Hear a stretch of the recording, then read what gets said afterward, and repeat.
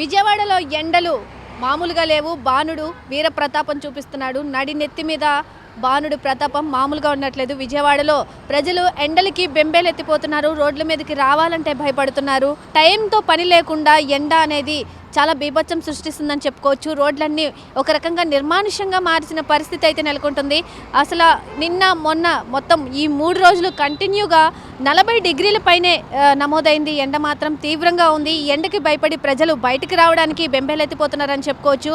ఎండ తీవ్రత ఇంకా మరింత పెరిగే అవకాశం ఉందని కూడా అటు వాతావరణ శాఖ కూడా హెచ్చరిస్తుంది. అవసరం ఉంటేనే బయటికి రండి అని కూడా వాళ్ళు ఇప్పటికే ప్రకటించడం జరిగింది. ఎండలు ఇంకా మే నెల కాబట్టి తీవ్రతరం అయ్యే పరిస్థితి ఉంది. కాబట్టి బయట ఎవరూ తిరగొద్దని కూడా హెచ్చరించే పరిస్థితి నెలకొంది. బయటకు వస్తే కనుక ఏదైనా అవసరం ఉన్న పరిస్థితుల్లో మాత్రమే బయటికి రావాలని కూడా వాళ్ళు చెప్పడం జరుగుతుంది. అలాగే ఎప్పుడైనా అవసరమైతే బయటకు వచ్చేటప్పుడు కూడా తగిన జాగ్రత్తలు తీసుకొని మాత్రమే బయటకు రావాలని వాళ్ళు సూచించడం జరుగుతుంది. ఇప్పటికే ఆరోగ్య నిపుణులు కూడా ఎండ తీవ్రతకి భయపడి వాళ్ళు కూడా మంచి మంచి సూచనలు అయితే చేస్తున్నారు. బయటకు వచ్చేటప్పుడు కూడా వాటర్ బాటిల్ కానీ ఏదైనా క్యారీ చేయమని కూడా వాళ్ళు చెప్పడం జరుగుతుంది. ఆరోగ్య రీత్యా కూడా ఎండలు బాగా తీవ్రతరం అయ్యే పరిస్థితి నెలకొంది. కాబట్టి ఆరోగ్య రీత్యా కూడా చాలా జాగ్రత్తలు తీసుకోవాలని కూడా అటు డాక్టర్లు సూచిస్తున్నారు. ఇటు వాతావరణ శాఖ కూడా హెచ్చరిస్తుంది.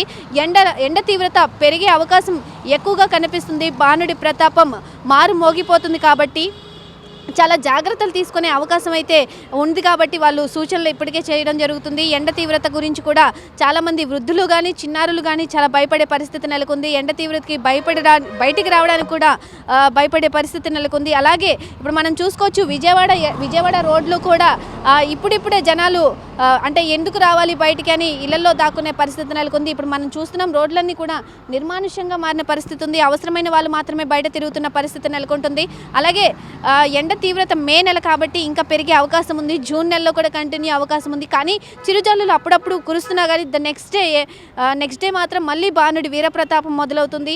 అలాగే వర్షం ఈరోజు పడింది అంటే రేపటికి చల్లపడుతుందని కొంతమంది భావిస్తున్నా అది ఎలాగూ జరగట్లేదు. ఎందుకంటే బాణుడి ప్రతాపం మరుసటి రోజుకి ఇంకా ఎక్కువ అయ్యే అవకాశం అయితే బాగా కనిపిస్తుంది. మరి బాణుడి ప్రతాపం ఇంకా పెరిగే అవకాశం ఉంది. కాబట్టి ఎండ తీవ్రత తగ్గకుండా పెరుగుతూనే ఉంది. కాబట్టి తగిన జాగ్రత్తలు తీసుకోవాలని కూడా అటు వాతావరణ శాఖ ఇటు డాక్టర్లు కూడా సూచిస్తున్నారు. చిన్నారులకి జాగ్రత్తలు తీసుకోవాలని సూచిస్తున్నారు.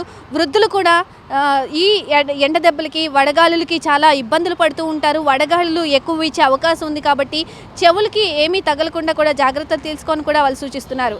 ఇది ఓవరాల్గా ఎండల పరిస్థితి. కెమెరామెన్ ఆసిఫ్తో నాగశ్రీ, విజయవాడ, మెగా 9 టీవీ నుండి.